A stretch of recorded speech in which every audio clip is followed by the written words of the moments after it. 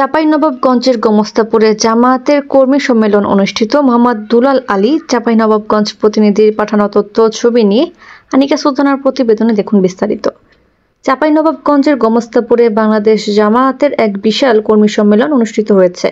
Chowdala union শাখার আয়োজনে ও তরিকুল ইসলামের সভাপতিত্বে বুধবার 18 ডিসেম্বর বিকেলে চৌডালা দাখিল মাদ্রাসায় এই কর্মী সম্মেলন অনুষ্ঠিত হয়।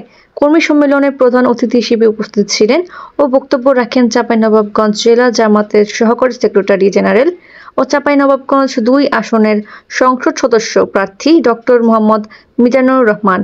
বিশেষ অতিথি হিসেবে উপস্থিত ছিলেন ও বক্তব্য দেন চাঁপাইনবাবগঞ্জ জেলা কর্ম পরিষদ সদস্য ও চৌডালা ইউনিয়নের সাবেক চেয়ারম্যান শাহ আলম। অন্যদের মধ্যে উপস্থিত ছিলেন গোমস্তাপুর উপজেলা জামায়াত ইসলামের আমির ইমামুল হুদা, জেলা ছাত্র শিবিরের সভাপতি মুক্তারুল ইসলাম প্রমুখ।